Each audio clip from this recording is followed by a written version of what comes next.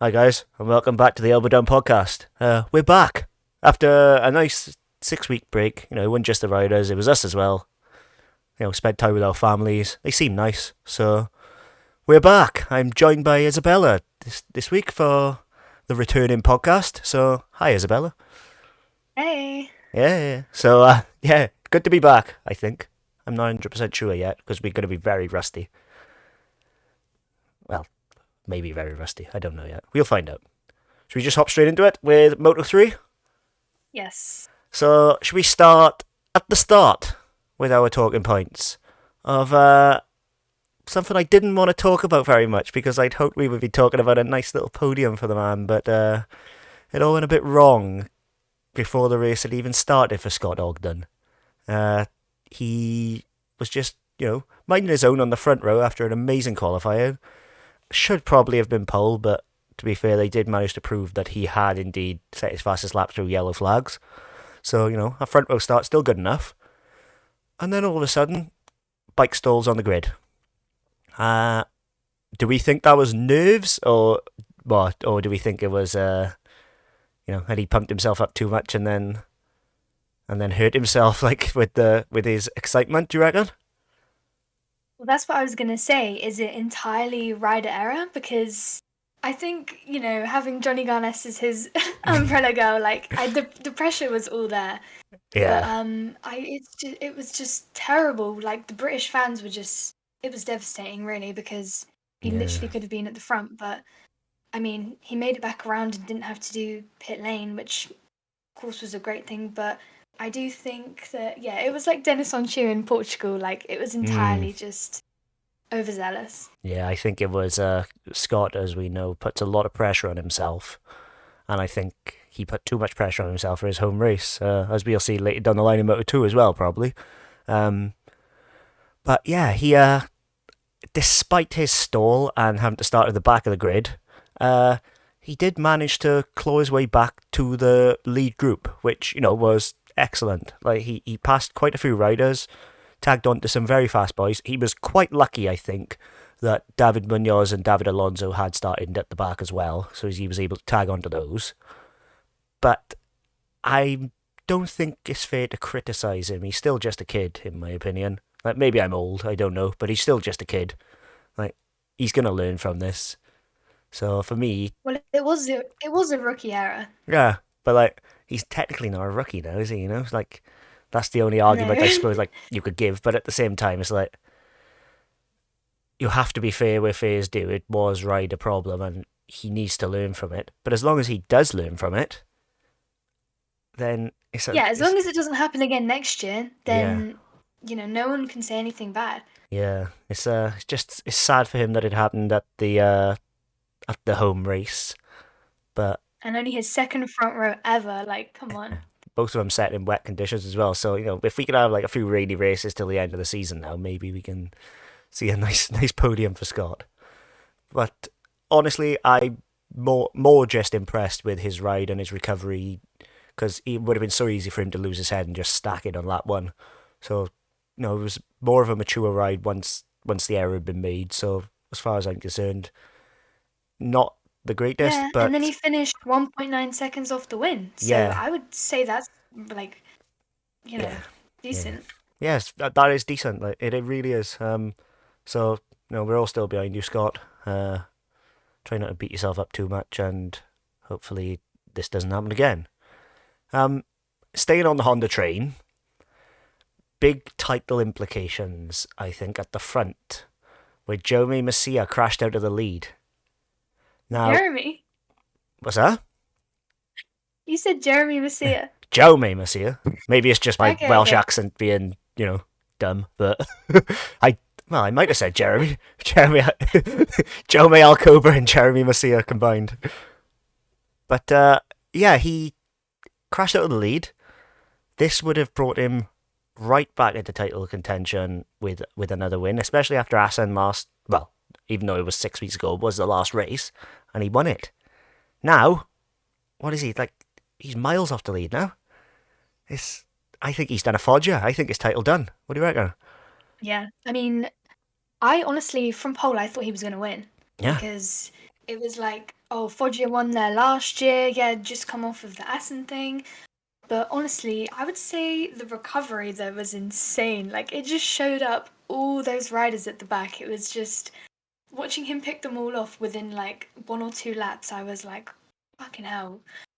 Yeah. But yeah, in terms of the championship, I wouldn't say it's done. Not good, but maybe if you can do something good at the next one, but it's not really a Honda track. But Mm, that's the problem. But then again, Leopard are not Honda, are they? Technically, they're like their own entity. honestly, they need to be their own like manufacturer. Yeah, Leopard Racing, just on their own, because like they're consistently the best Honda. Whatever they do to that bike, some kind of magic, I don't know, but whatever they do, it works.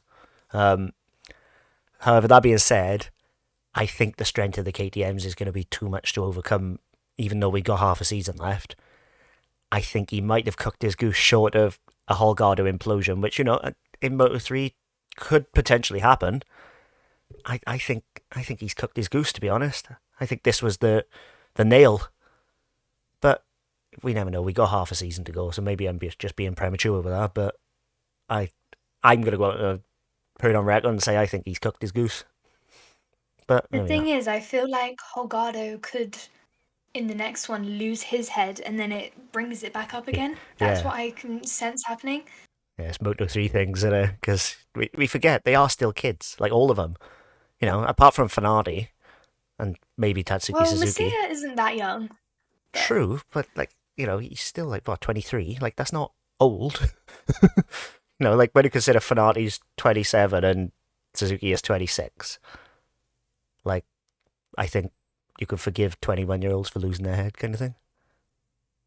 But then again, if you're going to be a champion, this is stuff you have to deal with. So it is what it is. Um, I want to move on quickly to David Alonso because I don't want to be on the negative train too much. But David Alonso from technically the back of the grid to a win, doing a Brad Binder. I'm going to be honest here. I didn't think David Alonso had it. So to see this, especially after he struggled so much in his wildcards after being hyped up. I thought they were much better riders in the Aspar setup.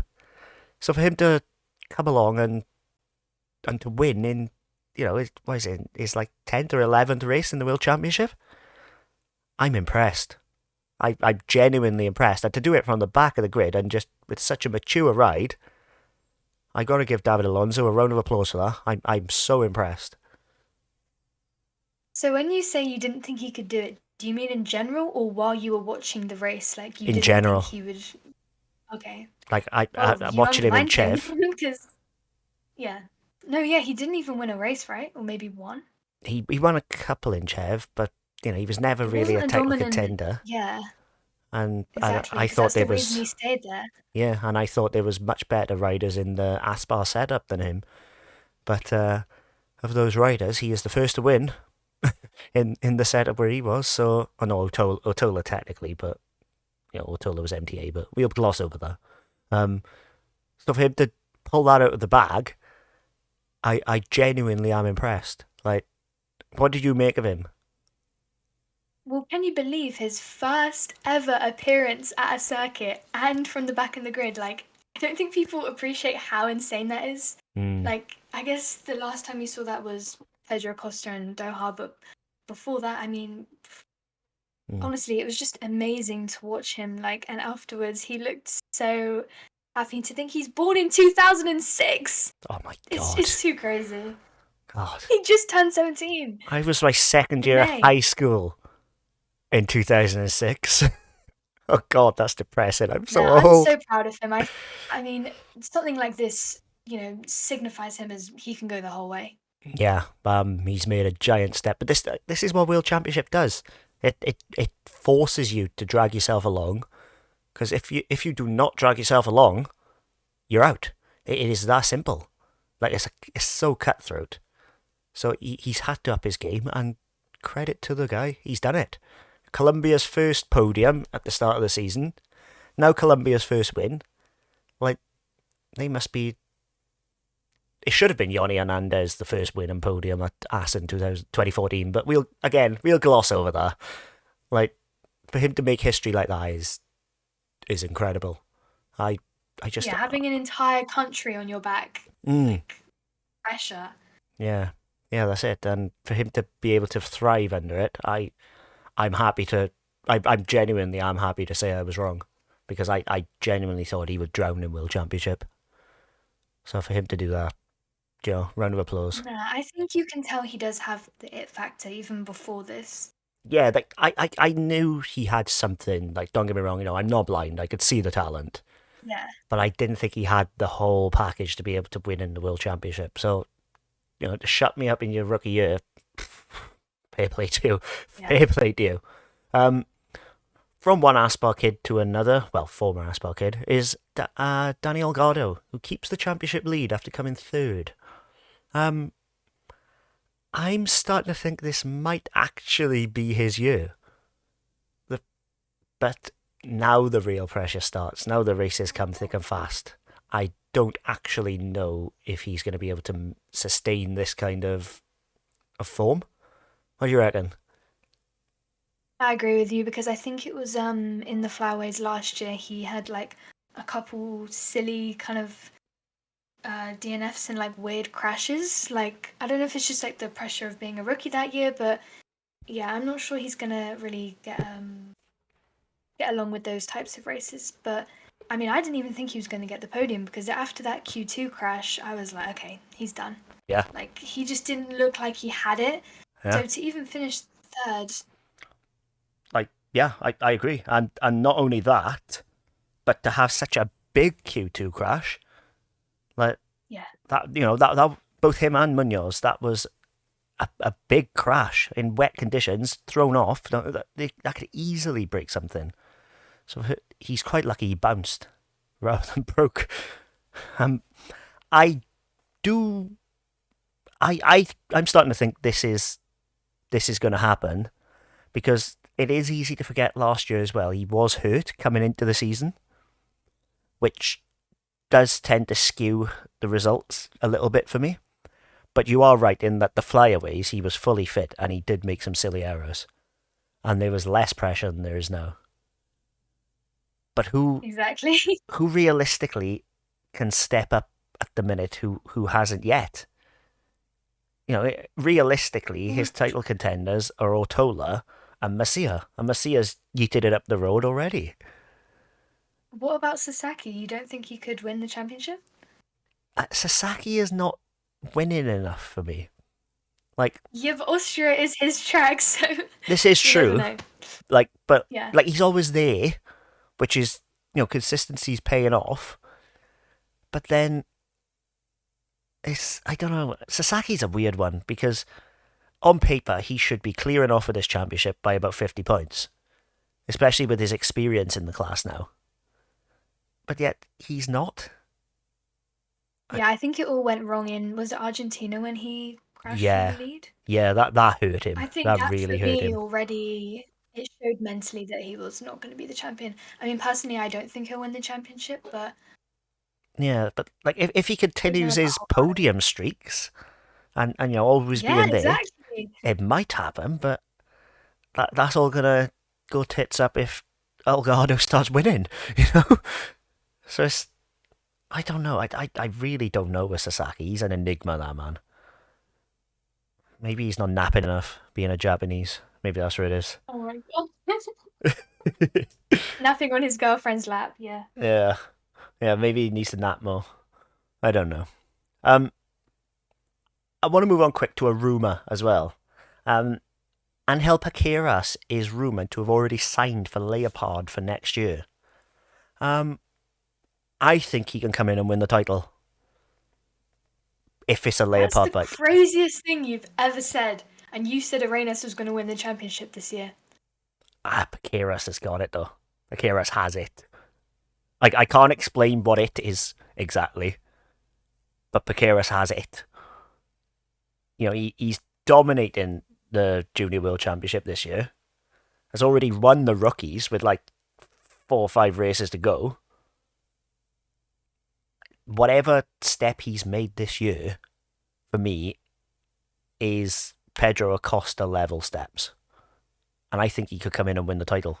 Genuinely. Well, it's better than Pedro Acosta did in the junior championships. Yeah. Like Pedro admittedly did have a lot more competition in the junior GP because Pedro's Yeah, final that's a year true. was the strongest in recent memory.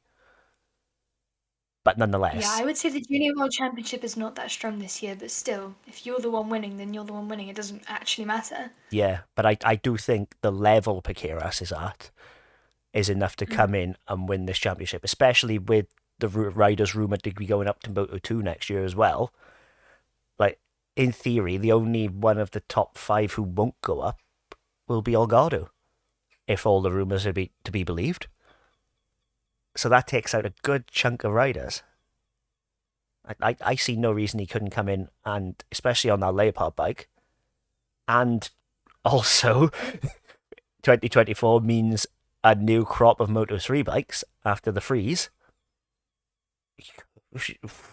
I don't know. I'd like to think he is good enough. So you're basically saying that Moto3 next year is going to be a really weak field. I think we could. Not weak by any stretch, but we Yeah, but could. that's what people said about this year, though, isn't it? But this year they were wrong.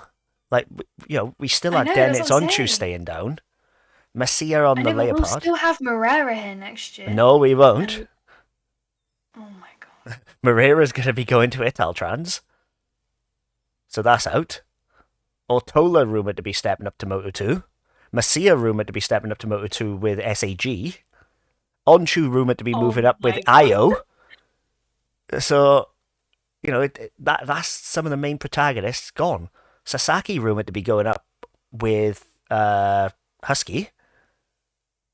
Who does that leave? you know, like Munoz. yeah, David Munoz will be the next the next best. Yeah, Munoz, David No, because Alonso. Alonso might not go.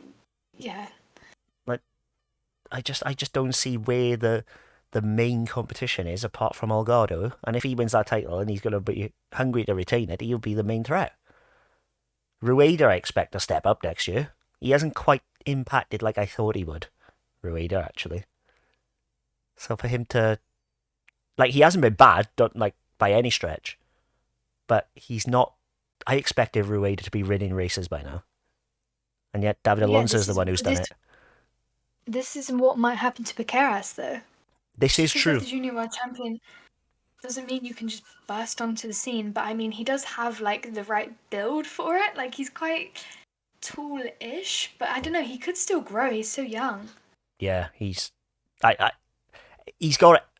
Like I said earlier, I have no idea what it is because I cannot explain it.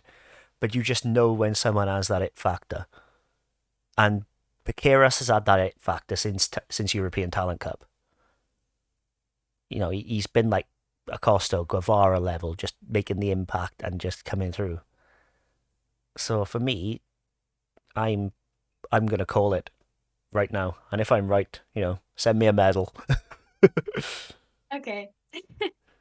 But yeah, I think that was everything noteworthy in Moto3. To be honest, I don't think of much else that happened. To be honest, there was considering it was such a good Um, race, there was nothing else really of note that happened. well, we can shout out there, Via. Yeah, Colin Via He was had an excellent. To be fair, amazing race. he did. He's considering he qualified 22nd as well. He was another who came from the back, and Yeah, he was with Ogden and Forsato, and then he mm, just fucking went into the front group. yeah. If he hadn't made contact with, Yeah, I exactly. He could can't have pushed on remember. the podium. Yeah, he should have pushed for the I think podium.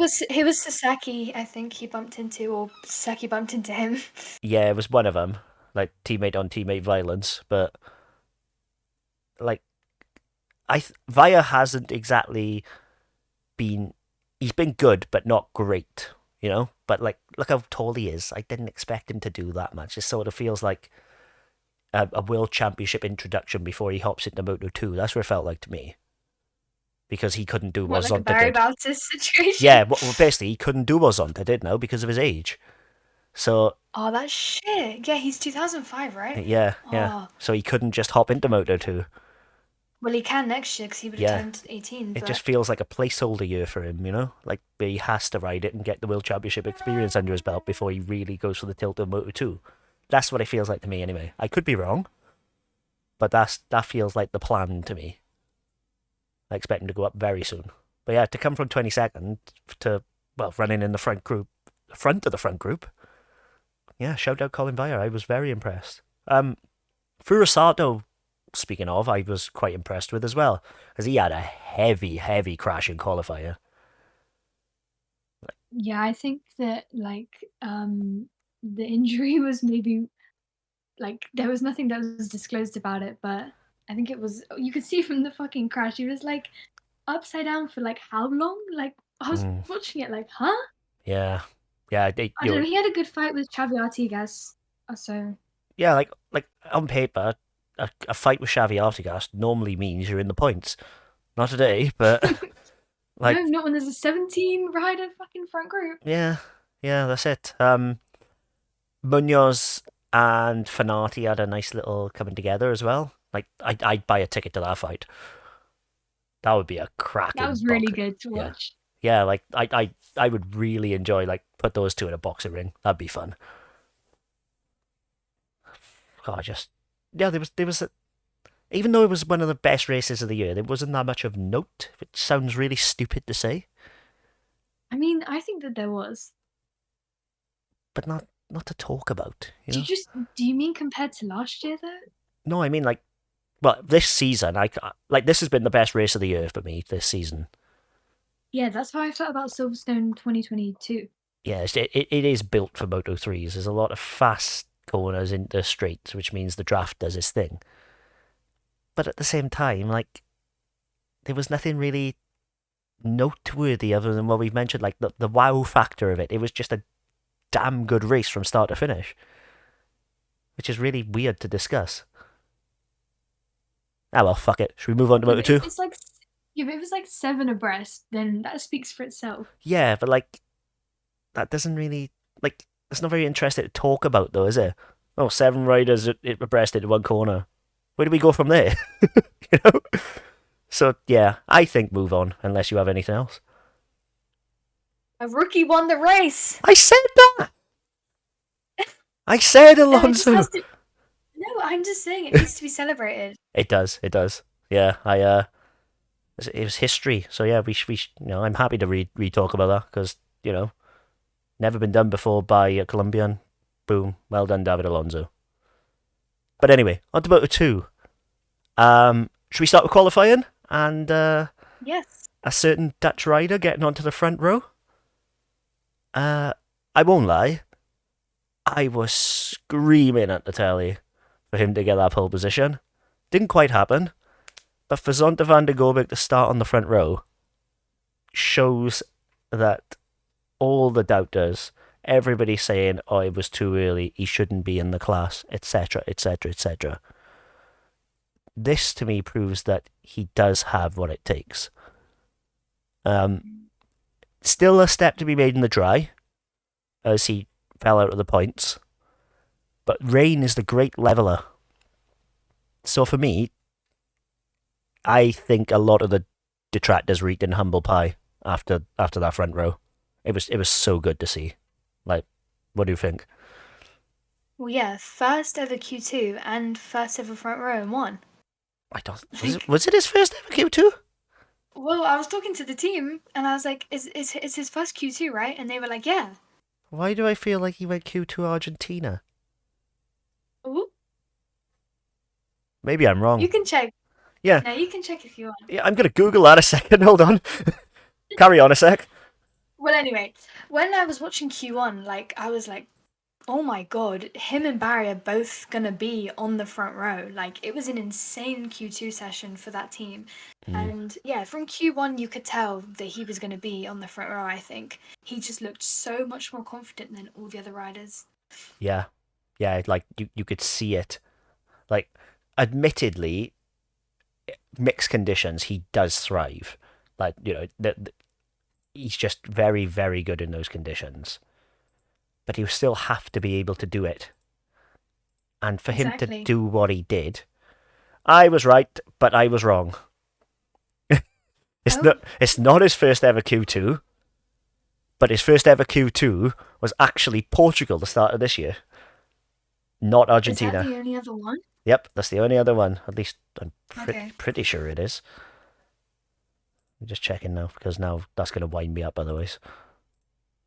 But like either way, for him to be able to do what he did in the wet, you know, Yeah. that's just incredible. So yeah, round of applause for Zonta because it's it's been a very very difficult step up for him. Oh no, wait, and he was Q2 in Jerez. There we go.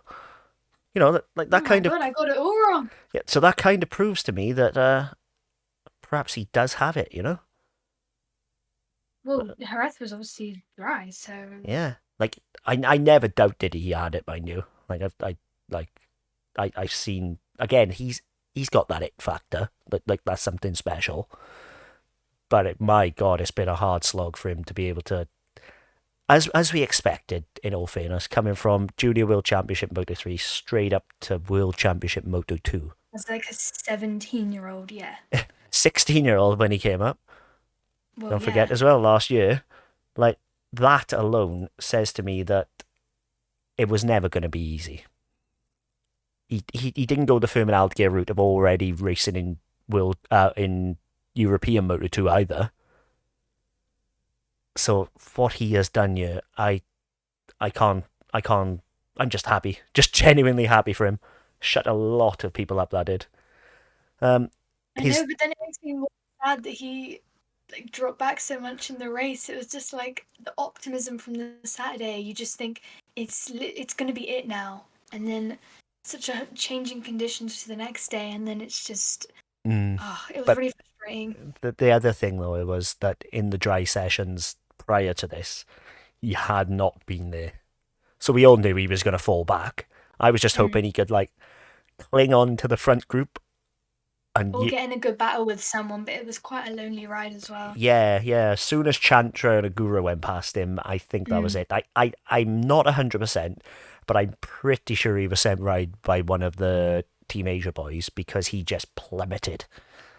So I don't think that helped his cause either. But nonetheless, like on the world feed broadcast, his dad Jurgen, they interviewed him after, and he said, "Look, he's not going to do anything in the dry. He's just not like he doesn't have the dry setup. He's not quite there. But we should just be celebrating the fact that he's got a front row in mixed conditions, and that is exactly what we've done here. So I'm super happy for him. If we can translate that to dry soon, then happy days. But yeah, like him and SDK, who obviously didn't race because of a arm pump issue this weekend. They've had a really difficult route to the World Championship. Like they've had the two biggest steps, and they've sort of progressed together. So if they can continue their progression, they'll both be regular point scorers soon. Uh, Onto the race though, and should we start on lap one at Club Corner with a certain Go on. incident between a British favourite and a notorious South African? Uh, First of all, what did you make of the crash between Jake Dixon and Darren Binder? I mean, you can see that neither of them were going to give up the line, and that's always what happens is one of them goes down. So I don't really know, even if anyone was at fault. We both know what their personality is like anyway, so you can know what they're going to be thinking in that moment. Like, piss off! I'm not going to give you this line. It's mine. So it was either one of them was going to go off, and it was Jake. It Yeah. was not Darren's fault. He did not push him off or anything. So Yeah, yeah, that's my opinion. I agree with you. I don't believe Darren Binder was at any fault whatsoever. For one thing, he was on the side of the bike. He's not going to see Dixon, first and foremost. You know, That's true. I've said it many times, tanks are not clear. You can't see through a fuel tank. Well, they're not fuel tanks, but you know what I mean. So for him to get the blame and get a long lap for it was absolutely outrageous. No way! I didn't even see that.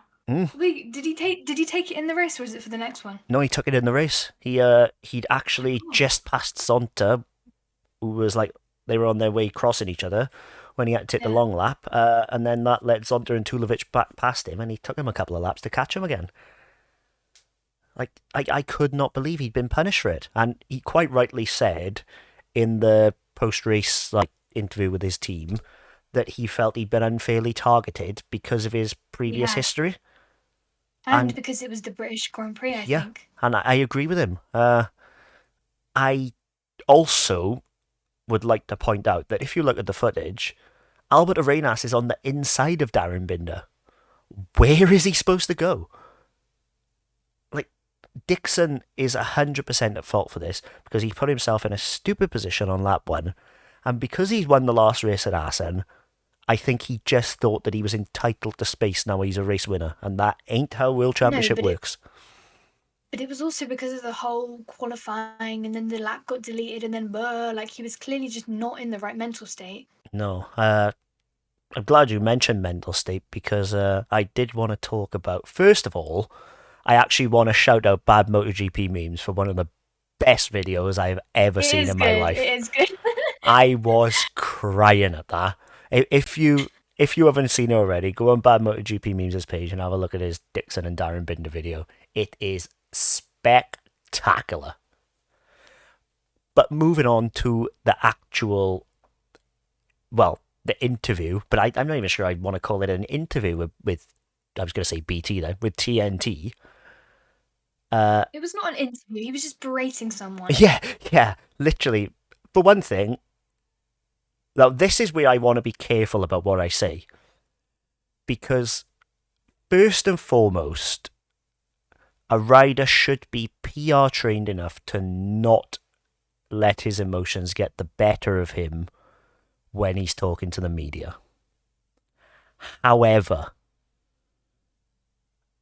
TNT are supposed to be promoting British talent. They are supposed to be the ones who are funding British talent, trying to get Jake Dixon a MotoGP seat. And then to be able to just go and stick a microphone under a clearly emotional Jake Dixon and make him look a cock on national TV, how is that promoting a British rider? I don't think he should have been interviewed, but not for the usual reasons. And for him to come out of that looking as stupid as he did, and like, there's no other way to put it, he just looked a complete cock. No, this is a man who's a husband and a father, and he's crying about somebody like he's 10 years old. It shouldn't have gone out. Like he pushed him over in the playground. Yeah, like that was the vibes I got. Yeah, I know, literally. It was like, he pushed me, it's my turn. Yeah. It's not fair. Hold off. It was, oh my god, it being blasted around the yeah, and I was like, oh my god. But then again, are we going to blame TNT? Maybe the press officer should have stepped in. Well, But it's from difficult because what I know, Neil and Jake are friends, so it's like, I don't know. But from what I know, he declined the interview and they told him he had to take it. So because they're, yeah, because they are paying for his seat, basically. They own him. Yeah, basically. You know, it's like a mafia hit. Oh, that shit. Well, they're going to regret it now because I think he lost a lot of fans. Lost a lot of fans, but also if you're a team manager and you're looking at that, are you going to think, yeah, this is the guy I want to put on my multi-million-dollar bike? Yeah, a 27-year-old who moans like a child. Yeah, I want him. He took my ball. I'm going home.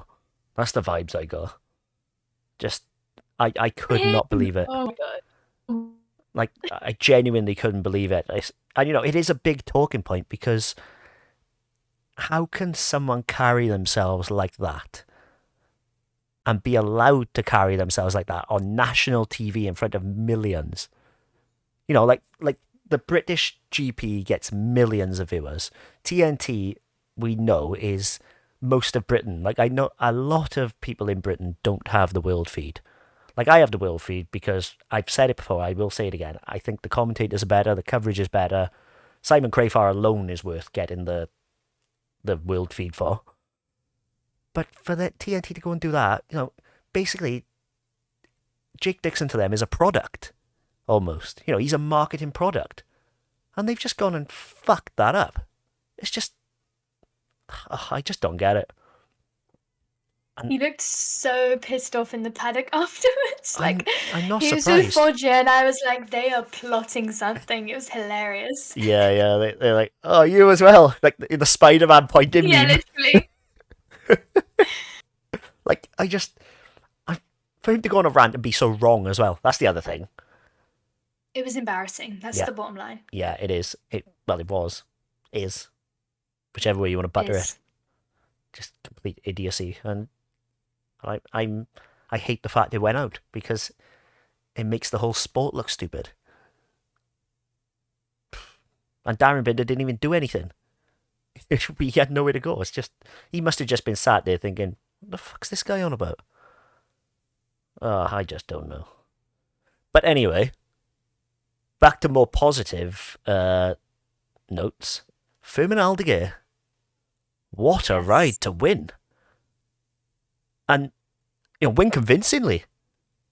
Like, still pushing, set the fastest lap on the second to last lap. Like, wow. Like, we all know the Boscosco works around Silvo. Like, that's fine. Jorge Navarro managed to get a podium at Silverstone on it. If Jorge Navarro can get a podium on that thing at Silverstone, anybody can. So, for Firmin to go and just so convincingly win the race, it looked like he won so many before. He just looked so right for him. Like, I was just sat there in awe. Like, I don't know how to explain it. Like, this is the Firmin Aldeguer that we've expected to see. Is this the breakthrough? Well, especially with Lopez crashing out, it was like, damn, he's really stepping up at the right time, because it was looking for a bit like, ooh, is it going to be Khalid's first win? But of course, he faded again back to second place like last year. But still, for Firmin, like, I feel so proud. If you think about still how young he is, 2005. Yeah. And he just won a Moto2 race. Like, it really does. I hope that this means now he can carry on, like, going to MotoGP eventually. Yeah. Well, it showed why a lot of MotoGP teams have been caught in him. Obviously, let's not forget, he's still not old enough to go to MotoGP yet. How old do you have to be? 20? 18. He is 18. But now, yeah. But, like, literally up until this at weekend. the beginning of this season. Yeah. Right. Like, now he's old enough, but, like, at the beginning of the season, he was not even old enough to ride a MotoGP bike. And he's gone and won a Moto2 race. Like, that is so impressive. Like, I don't want to be, that prick, that cocky prick. But I told you also, I've been telling you also for like 3 years, keep an eye on Firmin Aldeguer. Yeah. And, well, even before that, like, when he was fighting with Guevara for the Talent Cup title. If that's the level you're keeping, you're going to be good. And I thought it was a very, very strange move to go to Stock 6. But Hector Faubel knew what he was doing with Firmin, and it's paid off. I'm just so genuinely impressed with him. Again, like, a bit of horn tooting for me. I'm a good talent spotter, all that. But, like... All right. Yeah. But I do want to point out, Pedro Acosta came into this race injured after a not very publicised training crash in which he's broken his heel. I'm not convinced a fully fit Pedro could have competed with Firmin, but it certainly didn't help his cause. That being said, Pedro Costa still came third and now leads the World Championship going into Austria.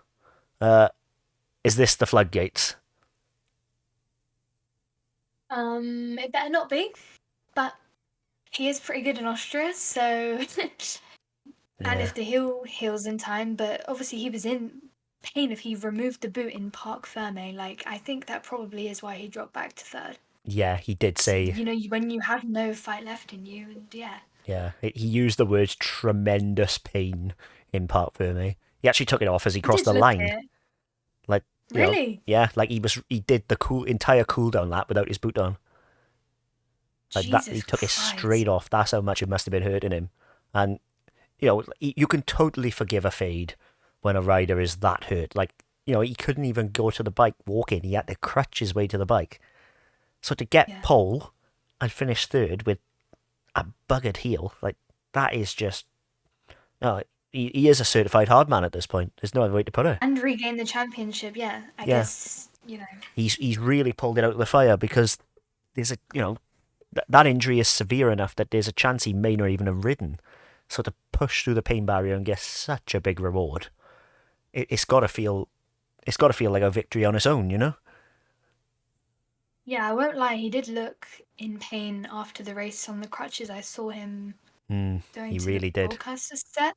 Like, he was, in his face, you could tell he was, like, breathing heavy, just like, when you're just stressed out because all you can think about is the pain type thing.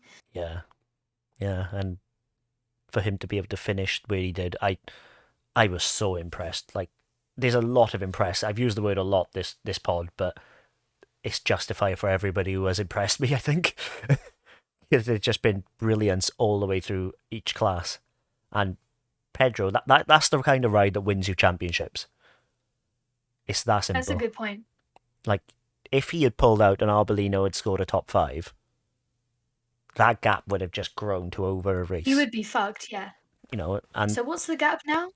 it is...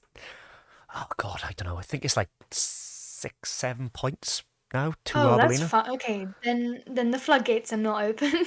But are the floodgates going to open because of my next point I want to make, which is Arbolino's fade through the race? Suddenly everybody... It's been coming because the last couple of races, even though we've had a 6-week break in between, Arbolino's really struggled to keep himself tagged onto riders who are going fast. And for him to come 10th in Silverstone, that's going to hurt. He's a fast starter, we know this.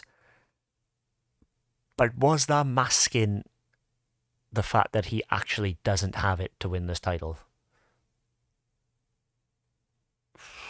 I'm scared for him. Do you think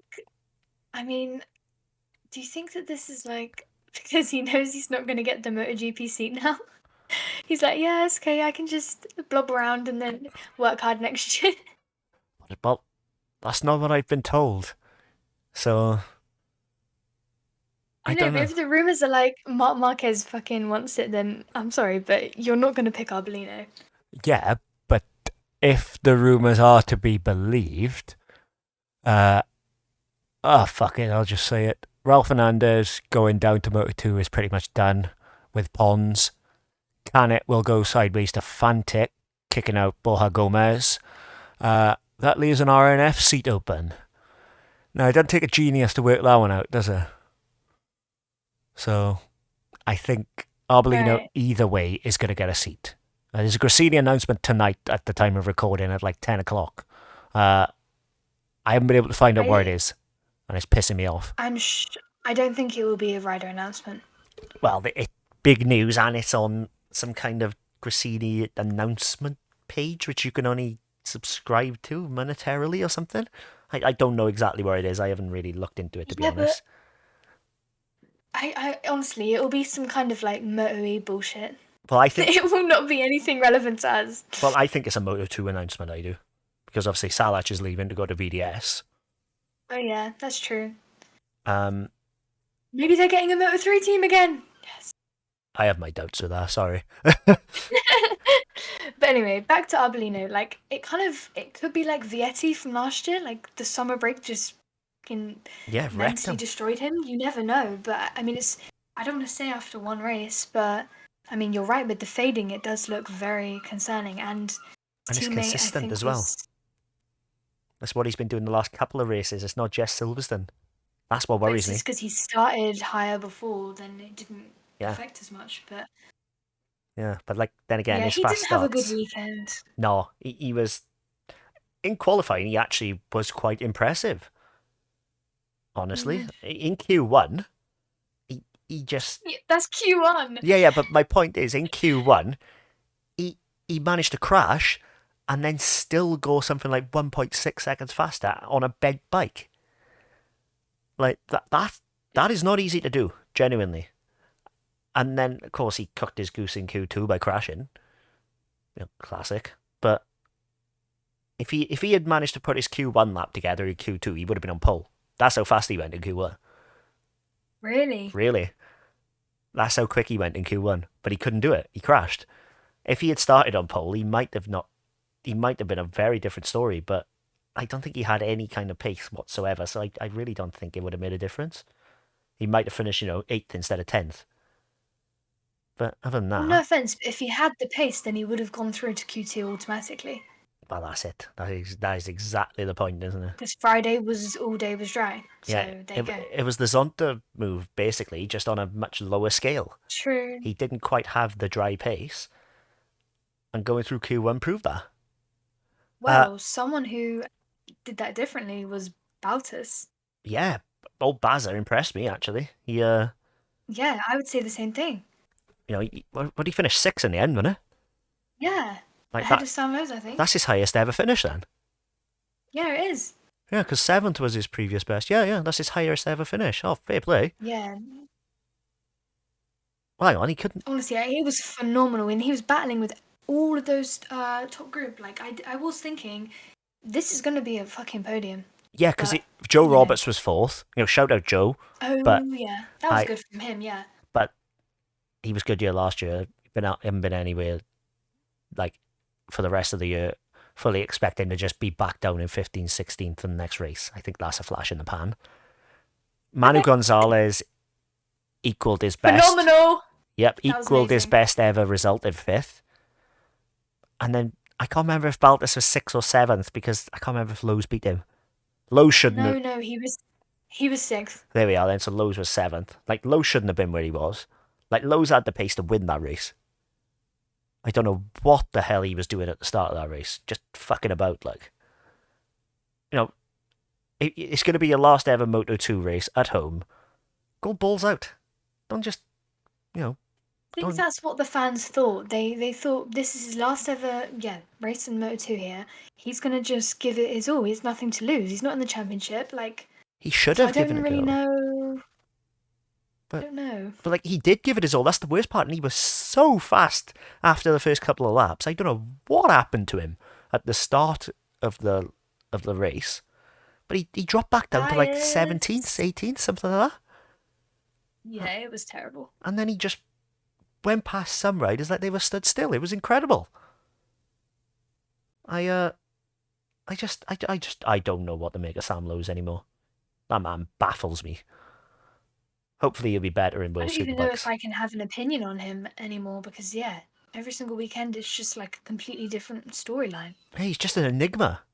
Like, he should be shaped like a question mark. I just don't know what the hell you're going to get from him. He baffles me. Absolutely baffles me. It's exciting because you never know what's coming, but it's baffling. But, other than that, there was no other particularly notable rides. Ayagura and Chantra put both Team Asia riders in the top 10 again, which was quite nice to see. It's nice to see Agura back somewhat fit, because his wrist break was career-threatening. It's not been an easy road back for Agura.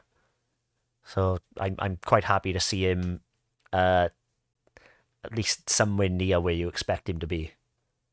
I think the Well, I lack of think- pre-season really hurt him. Yeah.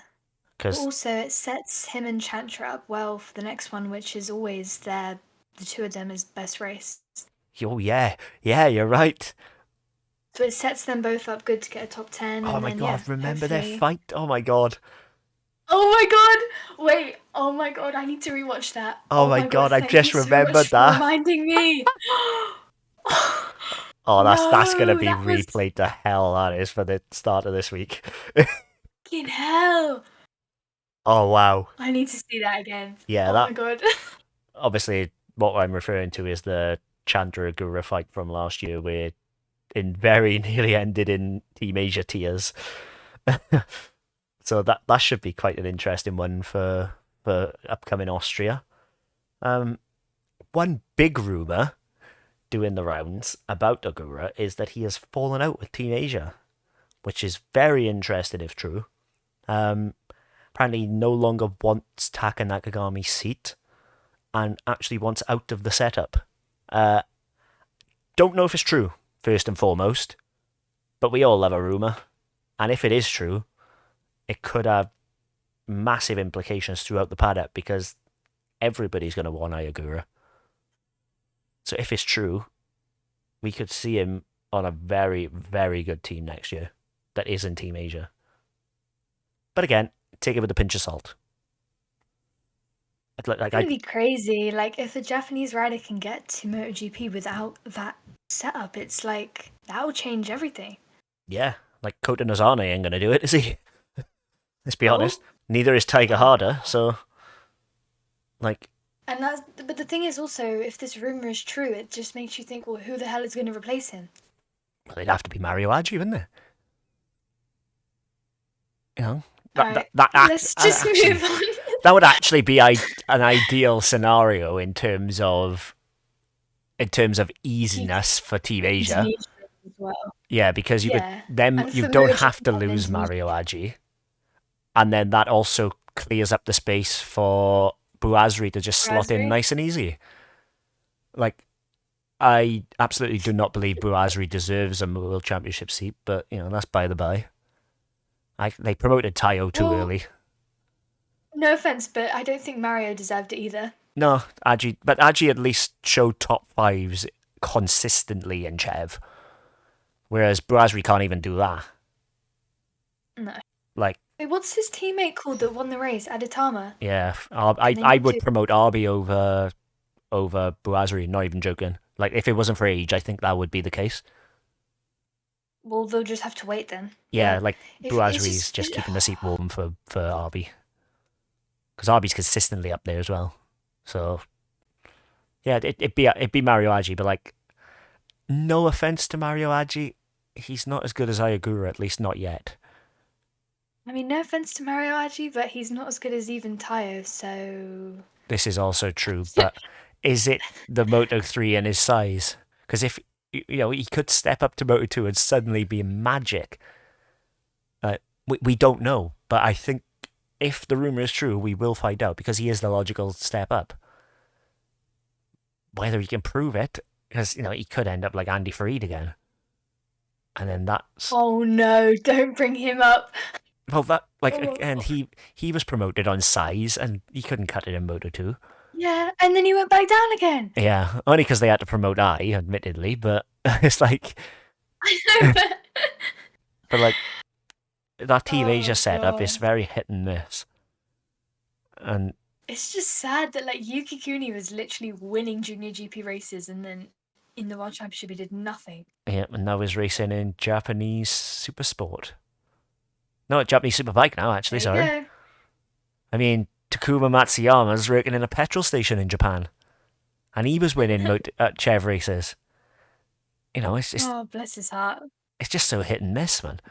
But yeah, that would be the logical choice. So I'd like to think Aggi would do a bit better than on a Moto3 just because his size wouldn't penalise him as much. But whether he has the sheer talent Ayagura has, I don't think so. No one in that setup does, so. Yeah, that's the thing. I is a very much a. And that's why he should get out of the setup. I kind of do agree. Well, if you're IO, for example, if you're VDS, if you're something like that, and you're looking at a guru who is a proven championship contender, and you ought to be thinking, if he's available, he has to be taking a punt on, surely. Like I would. And then that, of course, keeps Taka in a job, which would be nice for Taka. But has he done enough to earn his seat? Oh, it's just, I love silly season. There's just so many implicants. Yeah, but it just annoys me because it just makes me shout like, it's just not real life. What do you mean? Like, it's too silly to even like fathom it. Yeah, but it might be right. Like, rumors like that aren't normally baseless. Like, anybody can say, oh, a guru's going to move. But I've not heard anything mentioned about, like, at least solidly about a move. But I have been told by several people that he's fallen out with the team. But I've heard nothing concrete, if that makes sense. But like the rumors like that don't just get made up, you know. There must be no smoke without fire kind of thing. So I think something has happened. Whether it's enough to force him out of the setup is another question, though. No? So we'll see. Should we hop on to MotoGP? And Yes. we might as well start with the sprint and the sprint winner. Now, again, not technically a MotoGP winner, same as Luca Marini's technically not a MotoGP podium finisher, but Alex Marquez won the sprint. Ahead of Bezzecchi, who put in a lot of pressure on Alex on that final lap, and Alex withstood it.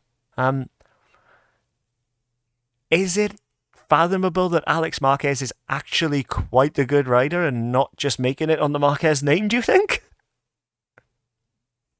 I mean, it's difficult to say since he is on the Ducati, but I mean, it was a very strong performance. Like once he came past, it wasn't until the last lap that anybody could even come close to him again. But I do think one more lap and Bezzecchi would have got him. But anyway, the lap didn't exist and Alex Marquez won. So, and also, yeah, if he's on the same as Digi Antonio and he's all the way back there, then yeah, you can say he is a good rider. I think he's a great rider. I think Alex Marquez suffers from association almost, and people underestimate how good he is because of who his brother is. Like, you don't become a two-time world champion in the lower classes by being bad. And suddenly Alex has come through now, sprint win. I said as soon as that Grassini move was announced, I said he will win a couple of races next year. I'm yet to see the victory come in the big races, admittedly. But a sprint win is a hell of a start. And considering Grassini lost a race winner in Bastianini, Alex is a very, very good replacement. I don't want to big him up too much because, it's still a sprint race win only. You just get a medal for that. Like, it's still a hell of a win. But at the same time, a lot of the big names in that sprint really struggled.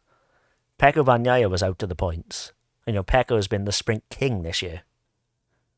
Like, Fabio Quartararo started dead last, came 20th in the sprint. Like, it was a very strange sprint. And one that I hesitate to shout too much about Alex. But at the same time, kind of got to celebrate a sprint win for him. Like, Yeah, of course you have to celebrate it, but I agree, like watching it just felt like it was kind of like bested the rest. Like I don't know why, like it just felt like no one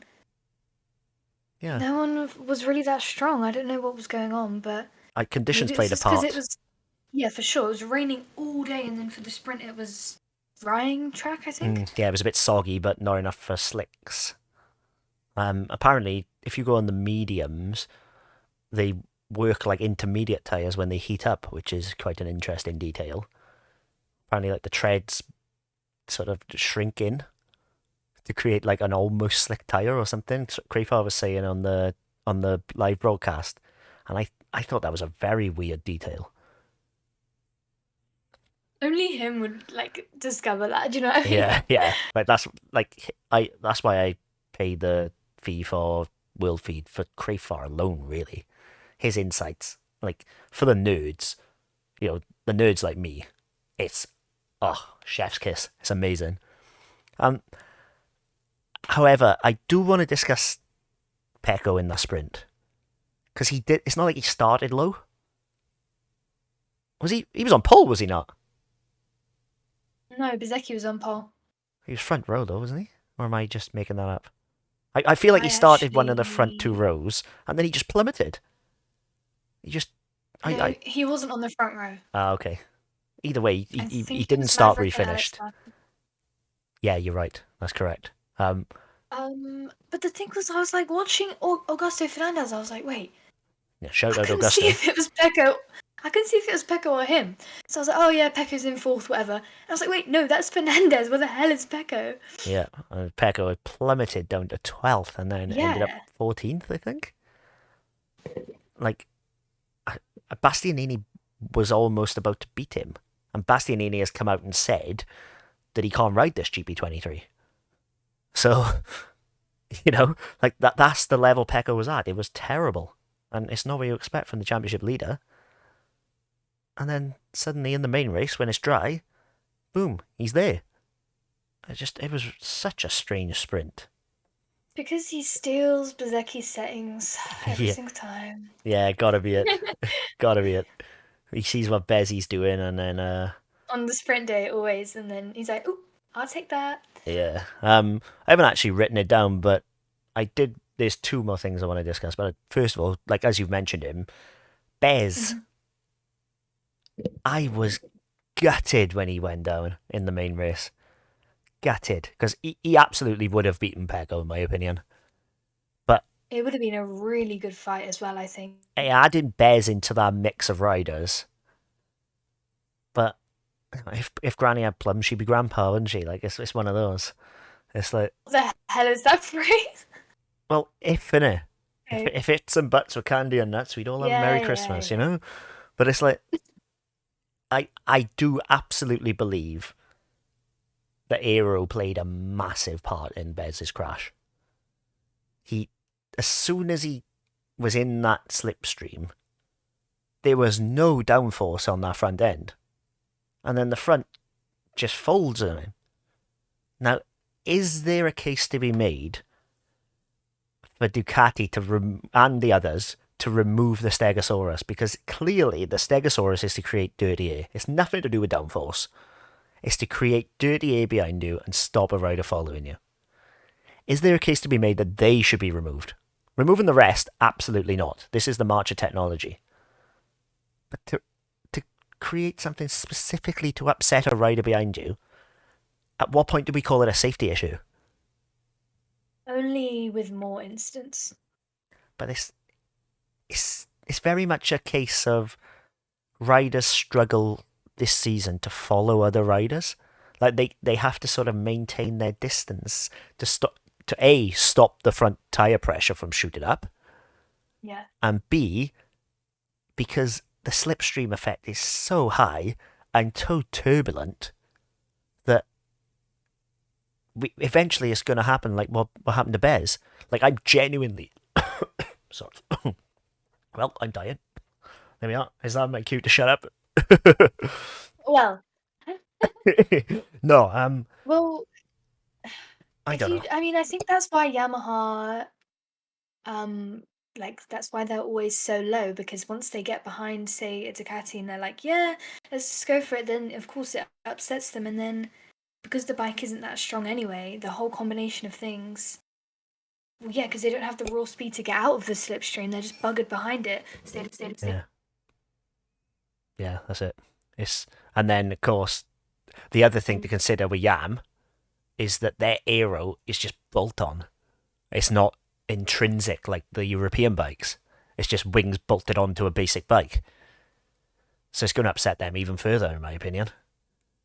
Well, I saw something today, and it like looks the same as the 2020 Yamaha, but all the other ones look completely different, like the aero.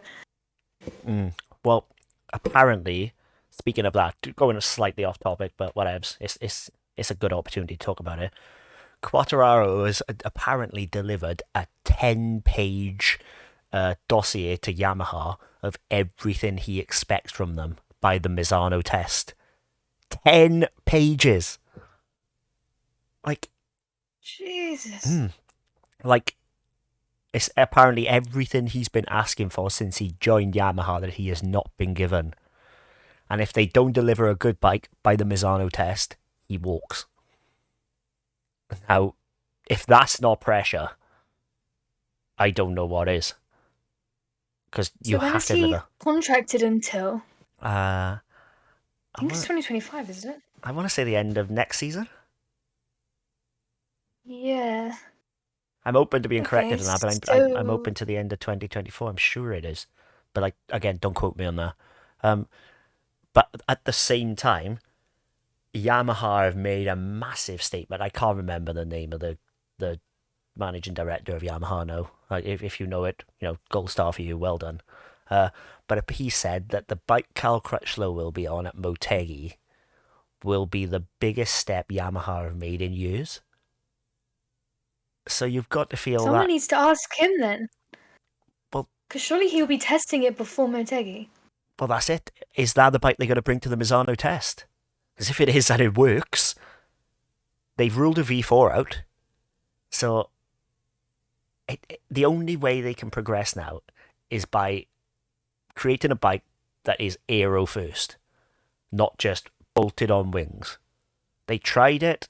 Frankie Morbidelli crashed it after a lap, but like that's fair enough. It was mixed conditions.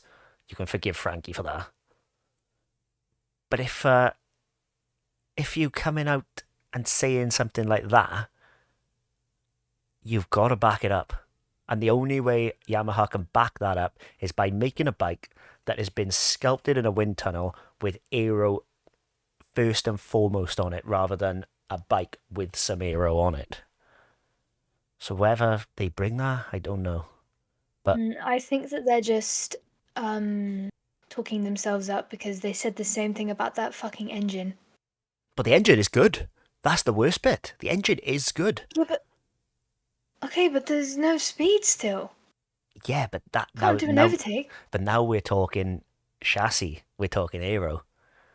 That's the thing now, is not to get too deep into it, but like the engine is now good enough. It's aggressive, but it's now good enough. The rest of the package now needs to catch up. And the only way they're going to do that is by forcing the bike to catch up with aero. Like the chassis itself probably isn't that bad. But you can't just bolt wings on a bike that clearly is designed not to have wings and expect it to be aero efficient. Like, wind don't work that way. So whether they've actually pulled it off and the bike Crutchlow is going to be on at the Motegi wildcard is going to be wildly different, I hope yes. Right, let's just wait for a Cal Crutchlow win then. Well, if it's good enough, if they bring the improvement that they've talked up, we could see one hell of a performance from Cal. Like, he's obviously going to be careful not to crash the thing, first and foremost. But if you're talking the bike up to be a rocket ship, it has to be a rocket ship, otherwise you just look stupid. And not to be too, one race does this and the other. The Japanese have never been a braggy race as a whole, have they? So for him to come out and say that shocked me. So whether they bring that to the Misano test, I don't know. But if they bring that and Fabio likes it, but then if they don't, where does Fabio go? Because where does he slot in realistically? It's just RNF. Yeah, it would have to be, wouldn't it? Like, literally would have to be. Because by the end of 2024, I expect Aleix to retire. So then that does open up an Aprilia seat. And that's going to be a very coveted seat. But everybody's going to be fighting for that. And if you, a Fabio Quartararo, suddenly finished, 10th in the World Championship, suddenly you're not in pole position for it anymore. I don't know. That's not true, because look at Jean Mir.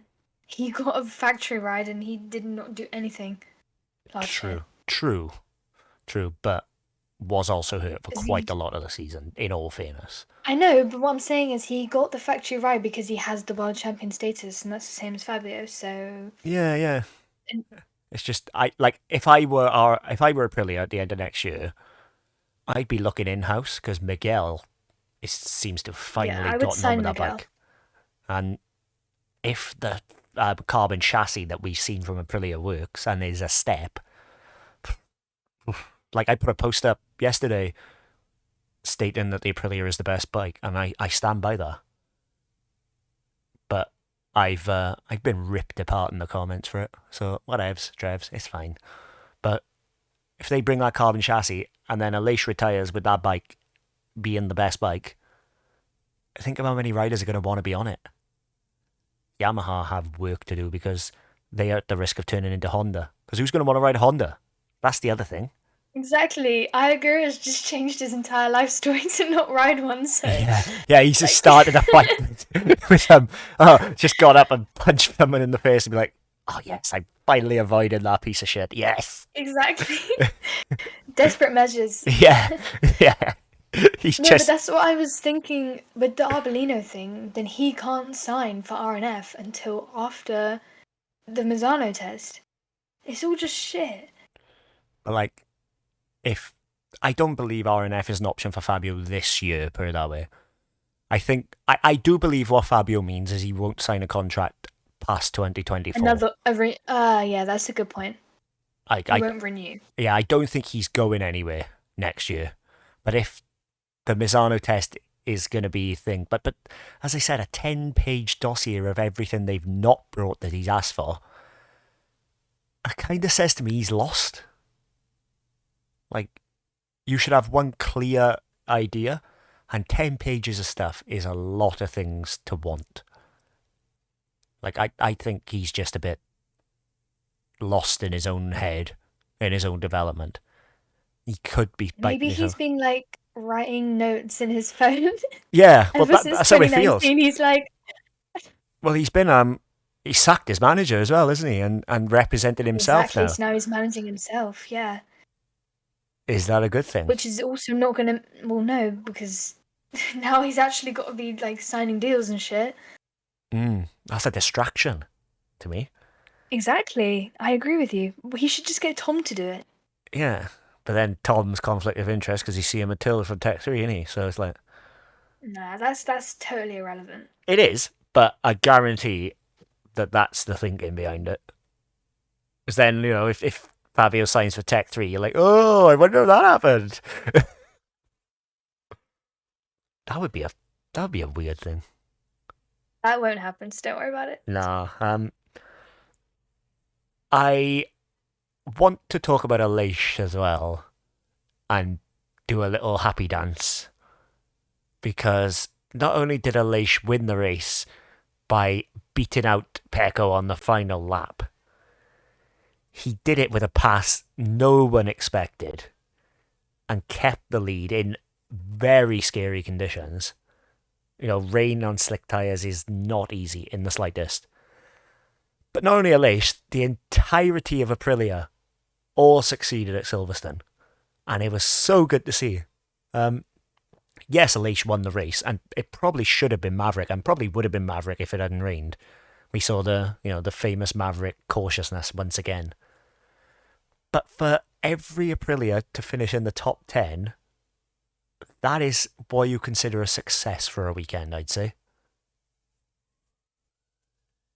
I really thought that Miguel was going to be on the podium. Like, I felt gutted to see that he didn't make it in the end. Yes, I think anybody other than Brad Binder against him, he would have podium and probably gone on to win.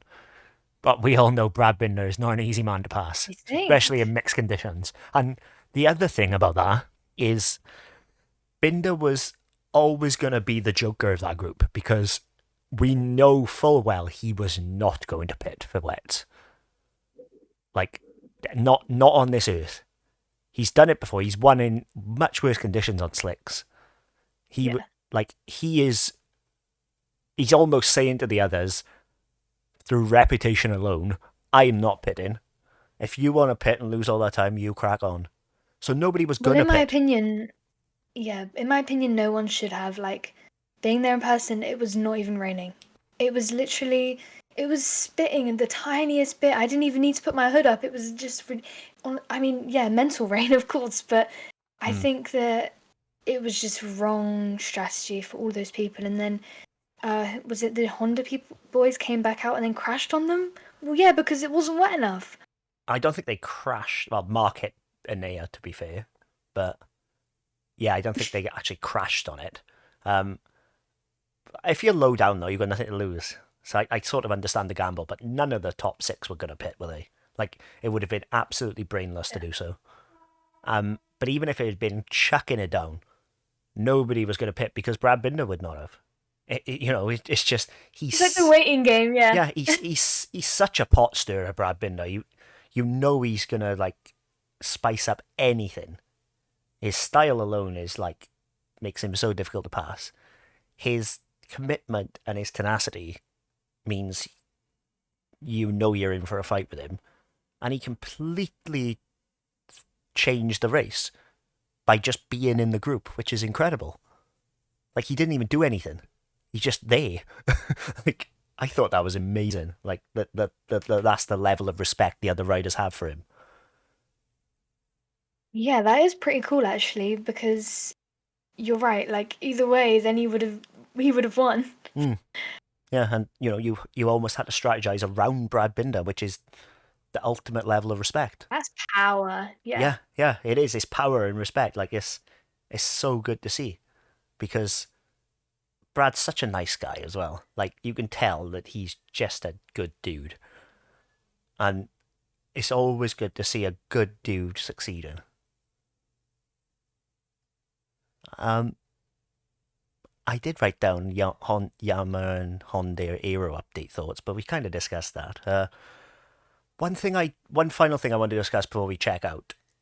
Mark Marquez and his comments on the grid. I don't know if you've seen them, but I think I did. I was the best in missed conditions, he said. Is that Mark underestimating himself? Not underestimating, that's the wrong word. Having no confidence in himself or his package, do you think? Both. Because the entire weekend it just looked like he wasn't pushing so clearly over the summer break. Someone has said to him, just don't even, just don't do this anymore. Like, just don't even try, because I think that's why he said was as well, because he's accepted, like, this is the new him. Yeah, but is it a new him or a new him on the Honda? Which is my main question. Well, we'll see. If he changes manufacturer, then he might go back to the old him, but for now, I think it will just be riding around the same as Jean at the back. Yeah, Mia, I think, needs to get out of there. Like, Mia is going to end up. Like, I truly, truly hate to say this, but Joami is going to end up really hurt if he stays on that Honda. He does not understand that bike at all. He does not understand where the limit is, even slightly. And that is a very, very dangerous game to play. Like, Yeah, but none of them do. no. But Mia especially. Like, Alex Rins has pulled a masterstroke. It took him, what, 7 races to think, yeah, I don't like this Honda. I'm going to Yamaha. Like, 7 Breaks races. my leg. Bye. Yeah. Rins has come out of this smelling of roses, in my opinion, because he's the only Honda rider, truly, who is provided himself with safety. Because now he doesn't have to push himself at all. He has the option for next year in his pocket. None of the other Honda riders technically are signed. They're still signed to Honda for next year, but are you going to want to stay there? Like Mia, you got a kid on the way. He's not going to want to hurt himself. I would not be surprised to see him not even see out the season, because you can't keep doing this. You just can't. I worry for him. That's why I was surprised that, like, Lequona wanted the seat, because Lecona didn't even he's want the seat. That's the worst no, but part. he approached No, LCR about it. no. Because he was supposed to do Suzuka. And then Honda told him where to go. And he even said in an interview, I do what Honda tell me. Yeah, I know that, but I'm on about next year. I'm pretty sure well, I don't know. But anyways, it's like he's the only one left. Yeah, he literally is the only man who's, at the minute, I think, who is prepared to ride a Honda next year. Anybody else knows it's a career killer. The only kind of person who's going to want to ride that Honda is either a pay rider or someone who we know is not capable of winning a race in MotoGP. Well, for him, I think he just wants to be in this paddock, which is fair enough. Like, he grew up here, but exactly, like, he's just like, okay, sure, it's a MotoGP seat, even if I spawn at points, like, I'm Yeah, still living that lifestyle. like honestly, Lecona breaks my heart because he got so fucked over by KTM. Like him on this bike, this current KTM would be matching Augusto Fernandez for me, and he never got that opportunity, and genuinely, it breaks my heart. World Superbike's gain, admittedly, but Lecona is one of the main riders in the modern day who has gotten away from MotoGP, and he shouldn't have, in my opinion. So I'd love to see him in MotoGP, just not on the Honda. You don't feel that way about Remy? Yes and no. Remy's a complicated one for me because I don't think he has the outright talent that Lecona has, or Augusto Fernandez for that matter. That's crazy because you're comparing that to two Moto2 world champions. Yeah, and he is a Moto2 world champion, let's not forget. Like, it's easy to forget. Yeah, but Lecona isn't. Yeah, that's what I So mean. Like, it's easy to forget that Remy is a Moto2 world champion very recently because of how KTM have chewed him up and spat him out. But I don't believe that Remy has the outright talent that Lecona or Augusto Fernandez has. But in terms of rider as a whole, I think he's thereabouts. But I think the ceiling of talent and where you can go in MotoGP is higher for Augusto and for Lecona than it is for Remy. And I like Remy a lot. He's a thinking man rider. He's a very, very good rider. And he absolutely could do well on that KTM. But world champion? I don't think he's got it in him. Whereas I do for Lecona in terms of talent, and I do absolutely think Augusto Fernandez could be a MotoGP world champion, which is crazy to say, but I'm talking in future. you do sound crazy. Like Augusto is a very, very he's basically built to be a MotoGP rider. He's very considered. He's very, very data driven. Very, calm, collected. He's almost the genesis of what a MotoGP rider should be. In terms of attitude and approach, and it's paying off. Like he's definitely not going to get sacked. He's staying where he is for next year, and I think next year we could see a very, very fast Augusto Fernandez, which would be amazing to see because, again, we forget he is a Moto2 world champion as well. Well, yeah, like this weekend showed it to qualify that high and have great battles. Like it was great to watch, especially compared to his teammate, who I will say, like you could see the fatigue in the long race. Like Yeah, he dropped back to last, I think, or yeah, just yeah. battling with Kona really far off. Fair Yeah, that enough. wasn't great to see. Yeah, yeah. Like the that's the thing about bikes. The only way to be bike fit is by riding bikes. Yeah. So And it does take riding around at the back for a couple and and then creeping your way back forward. like and let's not forget as well, these bikes are probably the hardest bikes to ride in terms of physicality that we've ever had because of all the aero. I was discussing this with a friend the other day. Do you remember Assen 2013 when Jorge Lorenzo crashed and broke his collarbone, and then he came back and raced and ended up fifth? I don't believe he could do that in the modern age because I don't think he would have had the power in his collarbone to be able to maneuver these aero heavy bikes. So for Paul to come back after being, career threatening levels of injuries, you can totally forgive him for needing a few races to get back into it. But that being said, I don't think they're going to keep Paul. The only way they'll keep Really? Paul is if they get the sixth bike, which is unlikely at this point. Just the fifth is coming for, obviously, Pedro Acosta. But if they get a sixth, they may keep Paul, but otherwise I can't see them keeping him, genuinely. He'd make a fantastic test rider, but he's going to need... He basically, his season now is the second half of the season, And he's going to need half of his season to get back to the fitness levels, I think. Yeah, so then it's going to be 1 quarter to actually show what you can do, and then it's like And by that point, flyaways and all the other things, and yeah, by that point all the deals are signed, so yeah, it's irrelevant. Yeah, exactly. So he's in a very, very bad spot. But honestly, just to see Paul back out on circuit is enough when you consider the danger his life was in. yeah. Like that's enough for me. You've come back, you've proven you can still ride a MotoGP bike. I'm happy.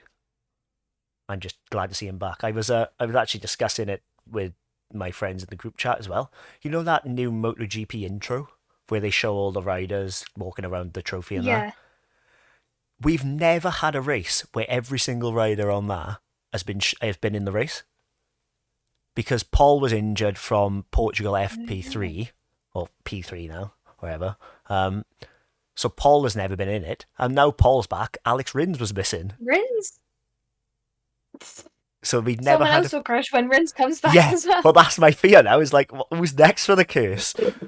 Because I noticed it like the other day, and I was like, we've literally, because Paul crashed before the sprint, we have never ever seen a race like where the full complement of riders have been in it. It's wild. That's embarrassing for our sport, I think. Yes and no. Like injuries Yeah, but like happen for on bikes. marketing, you can't say, yeah, all these people, yeah, these are our riders. Oops. Yeah. Actually, never have they all overlapped in one. That's Yeah, ridiculous. yeah. That's the thing, and it's like we know riders are gonna get hurt. Like we never see a season where riders don't get hurt. It's a dangerous game. We know this, but the sheer level of injuries at this point, it's been a bad year. Thing is when you compare it to like other motorsports, the margin MotoGP compared to anything else, like Yeah, back in the day, F1 used to have quite a lot of injuries as well, but now yeah. it's pretty much none. Yeah, well, now the technology's come so far in F1 in terms of crash absorption. Mm. Carbon fiber tubs that can survive pressure of like a plane crash. Bulletproof. Yeah, Yeah. literally, they reckon that if they strapped someone into a F1 cockpit, dropped them out of a plane, they would survive. Like, how wild is that? That's scary. Yeah, Considering like they said, obviously the G-force, etc. They couldn't guarantee they wouldn't be hurt, but I can't remember where I saw it. But it was like a technology kind of thing. I can't remember, but basically the amount of G-force that those tubs can withstand are man-made levels. They can't occur naturally. And it would take a very strange crash to pierce it, which is what we see in the side impact things. So, yeah, we don't have that in MotoGP. All we have is a helmet and leathers. So we're playing with fire a bit. once you're up in the sky, like, yeah. Yeah, and then especially if you high side and land funny, you haven't got a tub protecting you. Like, I think Rins is genuinely going to be relieved now that he's out for a couple of races because he doesn't have to ride the Honda, and then he can just throw the thing in the bin at the end of the year. So, Knowing him, he'll like win in Australia or something again. well, that's the crazy part. He's won a race this year on that thing. I know, it's absolutely Like, insane. granted, it was an absolutely strange race because we only had 13 finishers, and Fabio Quartararo also got a Yamaha on the podium. So it's clearly not a normal race. But nonetheless, to But be it able to still win happened, it, yeah. like you still had to win it. Crazy, like absolute, genuinely baffling that race. What a weird season we've had. Anyway, Every season it gets weirder. It's yeah, just, yeah. yeah, like silly season has exploded. It's just been a really weird year.